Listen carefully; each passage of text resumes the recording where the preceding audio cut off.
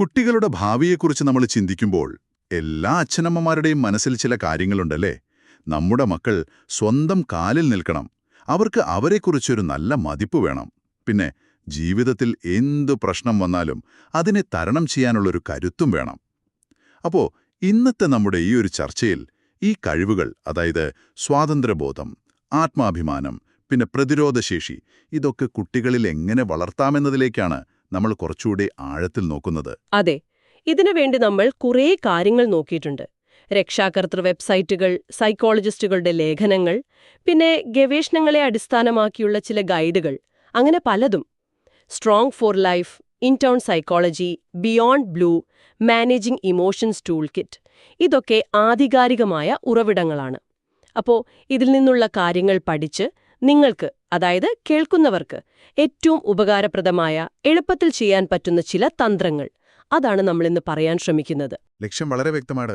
ഈ വിവരങ്ങളെല്ലാം ഒരുമിച്ച് വെച്ച് കുട്ടികളിൽ ഈ പ്രധാനപ്പെട്ട ഗുണങ്ങൾ വളർത്താൻ നിങ്ങളെ സഹായിക്കുന്ന ഏറ്റവും പ്രധാനപ്പെട്ട ചില കാര്യങ്ങൾ അത് നൽകുക. ശരി, നമുക്ക് തുടങ്ങാമല്ലേ? ആദ്യമേ കുട്ടികൾ സ്വന്തമായി കാര്യങ്ങൾ ചെയ്യാൻ തുടങ്ങുന്നതിനെക്കുറിച്ച് സംസാരിച്ചാലോ? നമ്മൾ പലപ്പോഴും സ്നേഹം കാരണം അവരെ ഒരുപാടങ്ങ് സഹായിക്കുമല്ലേ? തീർച്ചയായും. പക്ഷേ അവിടെയാണ് നമ്മളൊന്ന് ശ്രദ്ധിക്കേണ്ടത്.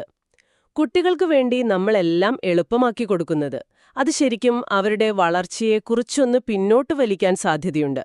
ഇൻടേൺ സൈക്കോളജിയൊക്കെ പറയുന്നത് ഇത് അവരിലൊരു എന്നെക്കൊണ്ടൊന്നിനും പറ്റില്ല എന്നൊരു തോന്നലുണ്ടാക്കാം.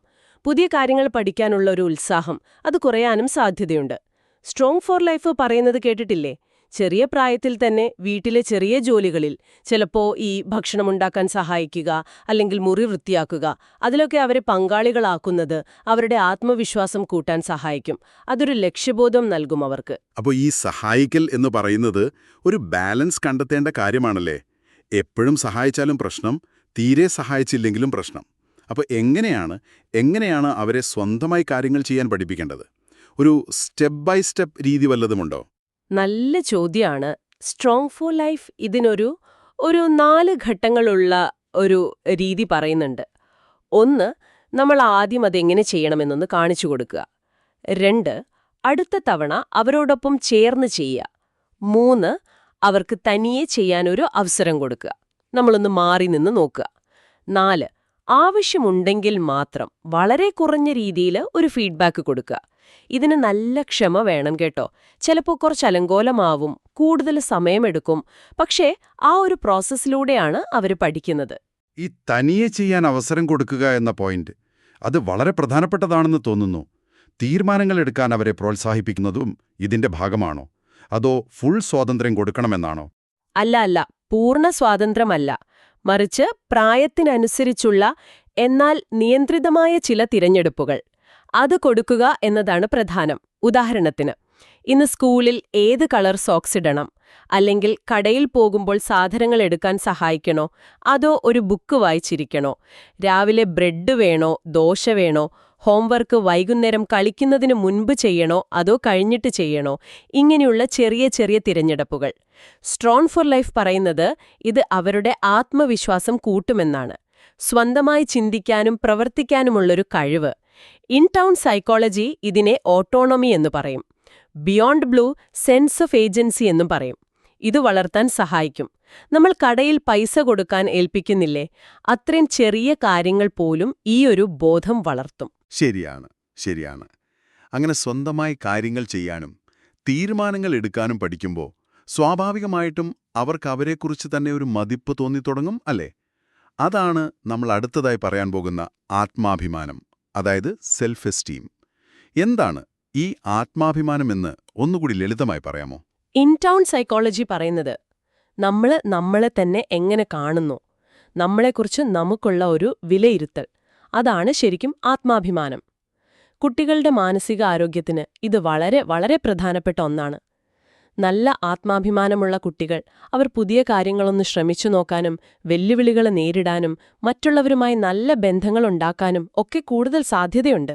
ഈ ആത്മാഭിമാനം വളർത്താൻ നമ്മൾ സാധാരണയായി കുട്ടികളെ ഒരുപാട് പ്രശംസിക്കാറുണ്ട്. പക്ഷേ എങ്ങനെ പ്രശംസിക്കണമെന്നതിലും കാര്യമുണ്ടെന്ന് കേട്ടിട്ടുണ്ട്. ഈ ഫലത്തെ മാത്രം അല്ലെങ്കിൽ റിസൾട്ടിനെ മാത്രം പ്രശംസിക്കുന്നതിൽ എന്തെങ്കിലും കുഴപ്പമുണ്ടോ?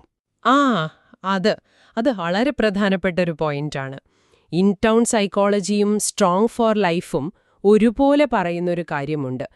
കുട്ടിയുടെ ആ ഒരു കഴിവിനെയോ അല്ലെങ്കിൽ കിട്ടിയ റിസൾട്ടിനെയോ, ഉദാഹരണത്തിന് നീ ഭയങ്കര മിടുക്കനാണ്, നിനക്ക് ഫസ്റ്റ് റാങ്ക് കിട്ടിയല്ലോ, ഇങ്ങനെ മാത്രം ഫോക്കസ് ചെയ്യുന്നതിനു പകരം അവരുടെ ആ പരിശ്രമത്തെ, അവർ കാണിച്ച പുരോഗതിയെ, അതിനെയാണ് നമ്മൾ പ്രശംസിക്കേണ്ടത്. നീ ഈ കണക്ക് ചെയ്യാൻ ശരിക്കും നല്ലോണം ശ്രമിച്ചല്ലോ, അത് ഞാൻ കണ്ടു, അല്ലെങ്കിൽ കഴിഞ്ഞ തവണത്തേക്കാൾ എത്ര നന്നായി നീ ഇത് വരച്ചു എന്നൊക്കെ പറയുന്നത്. അത് അവരുടെ ആ എഫേർട്ടിനുള്ള ഒരു അംഗീകാരമാണ്. ഫലത്തിൽ മാത്രം ശ്രദ്ധിക്കുമ്പോൾ ചിലപ്പോൾ തോൽക്കുമോ എന്നൊരു പേടി വരും. അപ്പോൾ അവർ പുതിയ കാര്യങ്ങൾ ശ്രമിക്കാൻ മടിച്ചെന്നും വരാം. ഓക്കെ, അപ്പോ യു ആർ സ്മാർട്ട് എന്ന് പറയുന്നതിനേക്കാൾ U worked really hard on that എന്ന് പറയുന്നതാണ് നല്ലത്, അല്ലേ? ഇത് കുട്ടികളുടെ ആ ഗ്രോത്ത് മൈൻഡ് സെറ്റ്, വളർച്ചാ മനോഭാവം വളർത്താനും സഹായിക്കുമല്ലോ. അതെ, കൃത്യമാണ്. തോൽവികളൊക്കെ പഠനത്തിന്റെ ഭാഗമാണെന്ന് മനസ്സിലാക്കാൻ ഇത് സഹായിക്കും. അതുപോലെ തന്നെ പ്രധാനമാണ് വീട്ടിലെ ഒരു അന്തരീക്ഷം.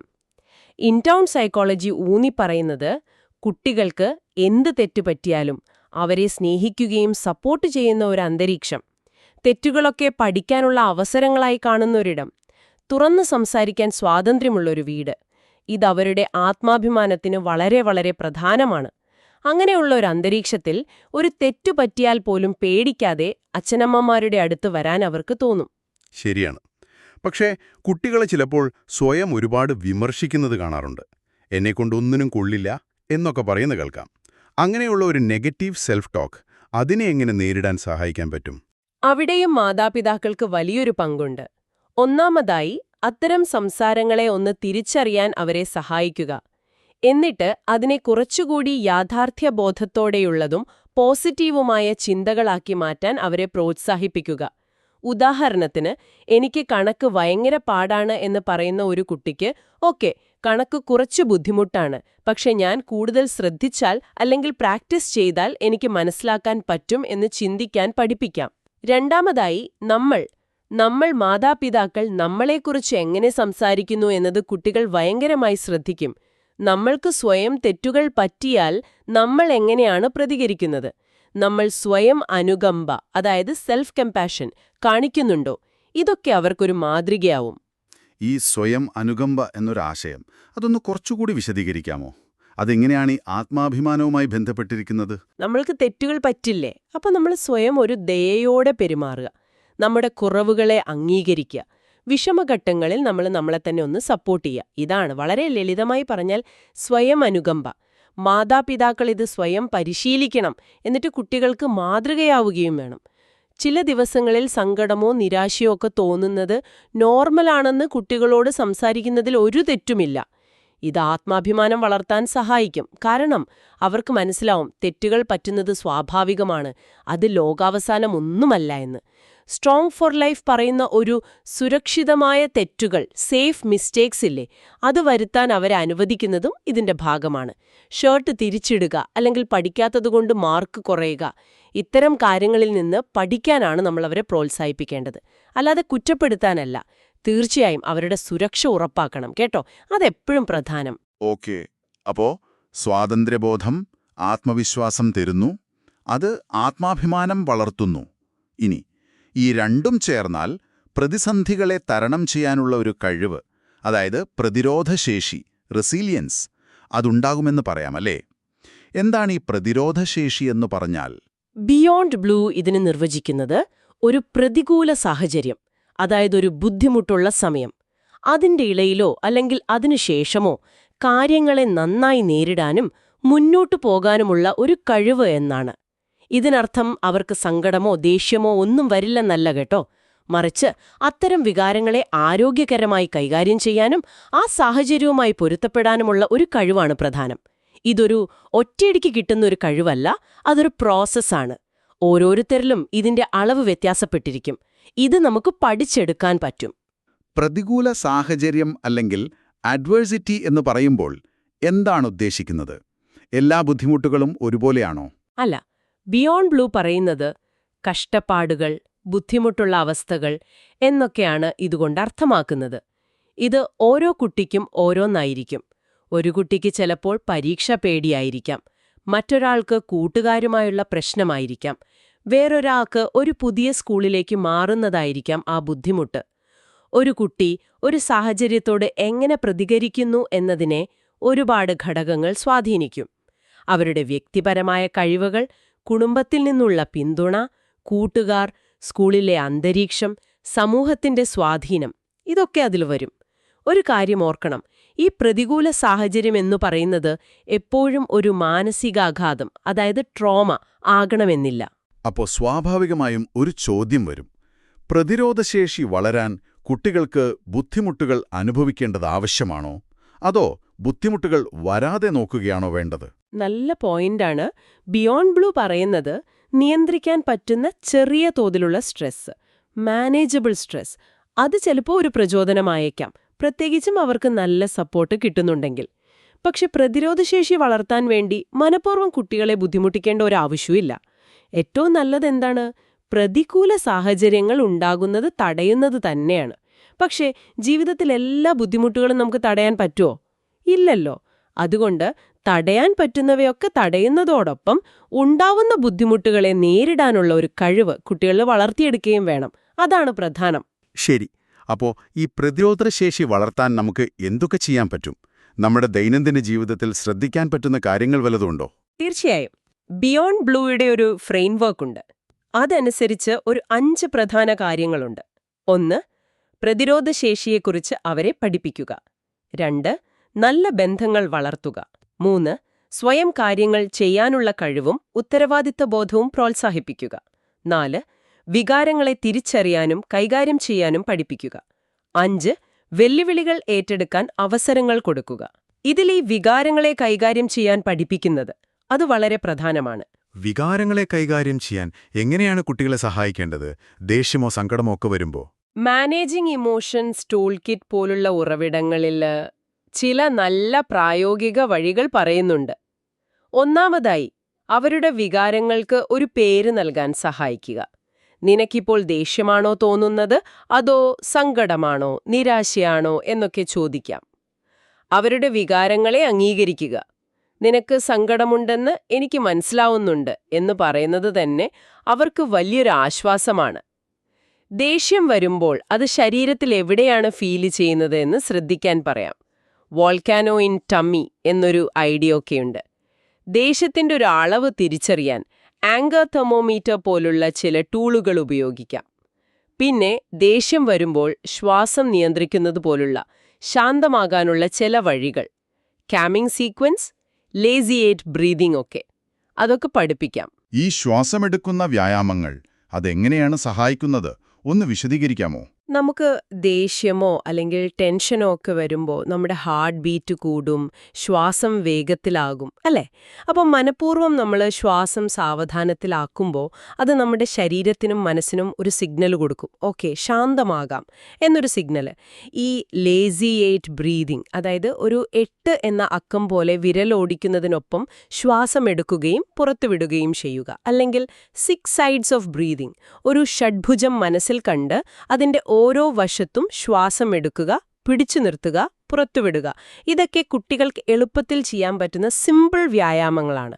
വികാരങ്ങളെക്കുറിച്ച് സംസാരിക്കുമ്പോൾ ഈ ആശയവിനിമയം, കമ്മ്യൂണിക്കേഷൻ വളരെ പ്രധാനമാണല്ലോ. കുട്ടികൾ പറയുന്നത് കേൾക്കുന്ന രീതിയിലും എന്തെങ്കിലും വ്യത്യാസം വരുത്തണമെന്നുണ്ടോ? തീർച്ചയായും. വേർഡ്സ് മാറ്റർ എന്നൊരു വർക്ക് ബുക്ക് ഇതിനെക്കുറിച്ച് നന്നായി പറയുന്നുണ്ട്. കുട്ടികൾ സംസാരിക്കുമ്പോൾ അവരെ ശരിക്കും ശ്രദ്ധിക്കുക. ആക്റ്റീവ് ലിസ്ണിംഗ് എന്ന് പറയില്ലേ, അവർ പറഞ്ഞ കാര്യം നമ്മൾ മനസ്സിലാക്കിയത് ശരിയാണോ എന്ന് ഒന്നുകൂടി ചോദിച്ചുറപ്പുവരുത്തുക. അപ്പോൾ നിനക്ക് സങ്കടം തോന്നിയത് അവൻ അങ്ങനെ കളിയാക്കിയതുകൊണ്ടാണല്ലേ? അവരുടെ വികാരങ്ങളെ ഒന്ന് പ്രതിഫലിപ്പിക്കുക. ഇതൊക്കെ സംഭാഷണത്തെ ഒരുപാട് മെച്ചപ്പെടുത്തും. അതുപോലെ കുറച്ചുകൂടി മുതിർന്ന കുട്ടികൾ, കൗമാരക്കാരൊക്കെ ആകുമ്പോൾ അവരുടെ അതിർവരമ്പുകൾ, ബൗണ്ടറീസ് ആരോഗ്യകരമായി സ്ഥാപിക്കാൻ പഠിപ്പിക്കണം. ഉദാഹരണത്തിന്, എനിക്കിത് ഇഷ്ടപ്പെട്ടില്ല, അല്ലെങ്കിൽ എനിക്കിപ്പോൾ ഇതിനെക്കുറിച്ച് സംസാരിക്കാൻ താൽപ്പര്യമില്ല എന്ന് പറയാൻ അവരെ പ്രോത്സാഹിപ്പിക്കണം. ശരി. കുടുംബത്തിന് മൊത്തത്തിൽ ചെയ്യാൻ കഴിയുന്ന കാര്യങ്ങൾ എന്തെങ്കിലുമുണ്ടോ ഈ പ്രതിരോധശേഷി വർദ്ധിപ്പിക്കാൻ? ഉണ്ട്. ബിയോണ്ട് ബ്ലൂ ടൂൾ കിറ്റിൽ ചില നല്ല നിർദ്ദേശങ്ങളുണ്ട്. കുട്ടികൾക്ക് എല്ലാത്തരം വികാരങ്ങളും അനുഭവിക്കാൻ ഒരു അനുവാദം കൊടുക്കുക, സങ്കടപ്പെടുന്നത് ഒരു മോശം കാര്യമല്ല എന്ന് പറയുക, പ്രശ്നങ്ങൾ വരുമ്പോൾ സ്വന്തമായി പരിഹാരം കണ്ടെത്താൻ അവരെ പ്രോത്സാഹിപ്പിക്കുക. നമ്മൾ ഉടനെ ചാടിക്കാരി സൊല്യൂഷൻ പറയരുത്. തോൽവികളെ എങ്ങനെ നേരിടാമെന്ന് കാണിച്ചു കൊടുക്കുക. വീട്ടിലൊരു കൃത്യമായ ദിനചര്യ, ഒരു റുട്ടീൻ ഉണ്ടാകുന്നത് നല്ലതാണ്. ഒരുമിച്ച് വ്യായാമം ചെയ്യുന്നത്, ഫാമിലിയായിട്ട് സമയം ചെലവഴിക്കുന്നത്, കുടുംബത്തിലെ പഴയ കഥകളും ബന്ധങ്ങളെക്കുറിച്ചുമൊക്കെ സംസാരിക്കുന്നത്, ഇതെല്ലാം കുട്ടികളുടെ പ്രതിരോധശേഷി കൂട്ടാൻ സഹായിക്കുന്ന കാര്യങ്ങളാണ്. ബുദ്ധിമുട്ടുകൾ ജീവിതത്തിന്റെ ഭാഗമാണെന്നും അതിനെ എങ്ങനെ നേരിടാമെന്ന് തുറന്ന് സംസാരിക്കുന്നതും വളരെ നല്ലതാണ്. ഓക്കേ, നമ്മളിപ്പോ സ്വാതന്ത്ര്യബോധം, ആത്മാഭിമാനം, പ്രതിരോധശേഷി ഇതിനെക്കുറിച്ചെല്ലാം ഒരുപാട് കാര്യങ്ങൾ സംസാരിച്ചു. ഇതിനിടയിൽ ഈ ആത്മാഭിമാനം കുറവാണെങ്കിൽ അതെങ്ങനെ തിരിച്ചറിയാം എന്നും എപ്പോഴാണ് ഒരു വിദഗ്ധ സഹായം തേടേണ്ടതെന്നും കൂടി ഒന്ന് സൂചിപ്പിക്കുന്നത് നന്നായിരിക്കുമെന്ന് തോന്നുന്നു. ശരിയാണ്. ഇൻടോൺ പൽക്ക സൈക്കോളജി പറയുന്നതനുസരിച്ച് ഒരു കുട്ടി എപ്പോഴും സ്വയം വിമർശിക്കുന്നു, അല്ലെങ്കിൽ പുതിയ കാര്യങ്ങൾ ശ്രമിക്കാൻ ഭയക്കുന്നു, മറ്റുള്ളവരിൽ നിന്ന് എപ്പോഴും ഒഴിഞ്ഞുമാറി നിൽക്കുന്നു, എന്തിലും ഒരു പെർഫെക്ഷൻ വേണമെന്ന് ഭയങ്കര നിർബന്ധം പിടിക്കുന്നു, അല്ലെങ്കിൽ ഒന്നിനും ഒരു ഉത്സാഹം കാണിക്കുന്നില്ല, ഇതൊക്കെ ചിലപ്പോൾ കുറഞ്ഞ ആത്മാഭിമാനത്തിന്റെ ലക്ഷണങ്ങളാകാം. ഈ ലക്ഷണങ്ങൾ കുട്ടിയുടെ ഒരു സാധാരണ ജീവിതത്തെ, അല്ലെങ്കിൽ സ്കൂളിലെ പ്രകടനത്തെ, കൂട്ടുകാരുമായുള്ള ബന്ധങ്ങളെയൊക്കെ സാരമായി ബാധിക്കുന്നു എന്ന് നിങ്ങൾക്ക് തോന്നുന്നുണ്ടെങ്കിൽ തീർച്ചയായും ഒരു മെന്റൽ ഹെൽത്ത് പ്രൊഫഷണലിന്റെ സഹായം തേടുന്നത് നല്ലതാണ്. അപ്പോൾ നമ്മൾ ഇന്ന് ചർച്ച ചെയ്ത കാര്യങ്ങൾ ഒന്ന് ചുരുക്കി പറഞ്ഞാൽ, കുട്ടികൾക്ക് സ്വന്തമായി കാര്യങ്ങൾ ചെയ്യാനും തിരഞ്ഞെടുപ്പുകൾ നടത്താനും അവസരം കൊടുക്കുന്നത്, അതാണല്ലോ സ്വാതന്ത്ര്യം. അതവർക്ക് എനിക്ക് കഴിയുമെന്നൊരു തോന്നൽ നൽകുന്നു. അതാണ് ആത്മവിശ്വാസം. ഈ ആത്മവിശ്വാസം പിന്നെ അവരുടെ പരിശ്രമങ്ങളെ നമ്മൾ അംഗീകരിക്കുമ്പോൾ കിട്ടുന്ന പിന്തുണ, ഇതൊക്കെ ചേർന്ന് അവർക്ക് അവരെക്കുറിച്ചൊരു നല്ല മതിപ്പുണ്ടാകുന്നു. അതാണ് ആത്മാഭിമാനം. ഈ സ്വാതന്ത്ര്യബോധവും ആത്മാഭിമാനവും അതോടൊപ്പം വികാരങ്ങളെ കൈകാര്യം ചെയ്യാനുള്ള കഴിവും ചേരുമ്പോഴാണ് ജീവിതത്തിലെ വെല്ലുവിളികളെ നേരിടാനുള്ള ആ കരുത്ത്, അതായത് പ്രതിരോധശേഷി കിട്ടുന്നത്. സ്ട്രോങ് ഫോർ ലൈഫ് പറഞ്ഞതുപോലെ ഇതൊരു യാത്രയാണ്, ഒറ്റ ദിവസം കൊണ്ട് സംഭവിക്കുന്ന ഒന്നല്ല. തീർച്ചയായും. ഒരു കാര്യം കൂടി നമ്മൾ ഓർക്കണം. കുട്ടിയെ മാത്രം ശ്രദ്ധിച്ചാൽ പോരാ. കുട്ടിയുടെ ചുറ്റുപാടുകൾ, അതായത് കുടുംബം, സ്കൂൾ, സമൂഹം, ഇവയെല്ലാം അവരുടെ വളർച്ചയിൽ വലിയ പങ്ക് വഹിക്കുന്നുണ്ട്. ബിയോണ്ട് ബ്ലൂ ഇത് വളരെ വ്യക്തമായി പറയുന്നുണ്ട്. കുട്ടികൾക്ക് കിട്ടുന്ന നല്ല ബന്ധങ്ങൾ, പ്രത്യേകിച്ചും മാതാപിതാക്കളുമായുള്ള ആ ഒരു ബന്ധം, അതാണ് അവരുടെ മാനസികാരോഗ്യത്തിനും പ്രതിരോധശേഷിക്കുമൊക്കെയുള്ള അടിത്തറ. നമ്മുടെ ഈ ഒരു വിശകലനം അവസാനിപ്പിക്കുമ്പോൾ ഒരു ചിന്ത ഞാൻ പങ്കുവെക്കട്ടെ. നമ്മൾ നോക്കിയ ഈ ഉറവിടങ്ങളെല്ലാം ഒരു കാര്യം വീണ്ടും വീണ്ടും പറയുന്നുണ്ട്. മാതാപിതാക്കൾ സ്വന്തം വികാരങ്ങളെ ആരോഗ്യകരമായി കൈകാര്യം ചെയ്യുന്നതും സ്വയം അനുകമ്പ കാണിക്കുന്നതും തെറ്റുകൾ പറ്റിയാൽ അതിനെ കൈകാര്യം ചെയ്യുന്ന രീതിയുമൊക്കെ കുട്ടികൾക്ക് കിട്ടാവുന്ന ഏറ്റവും വലിയ മാതൃകയാണ്. അങ്ങനെയെങ്കിൽ ഒരുപക്ഷേ നിങ്ങൾ നിങ്ങളുടെ സ്വന്തം മാനസികാരോഗ്യത്തിന് ഒരു പ്രഥമ പരിഗണന നൽകുന്നത് സ്വാതന്ത്ര്യബോധവും ആത്മാഭിമാനവും പ്രതിരോധശേഷിയുമുള്ളൊരു കുട്ടിയെ വളർത്താനുള്ള ഏറ്റവും ശക്തമായ വഴികളിൽ ഒന്നായിരിക്കുമോ? ഇതിനെക്കുറിച്ച് നിങ്ങൾക്കൊന്ന് ആലോചിക്കാവുന്നതാണ്.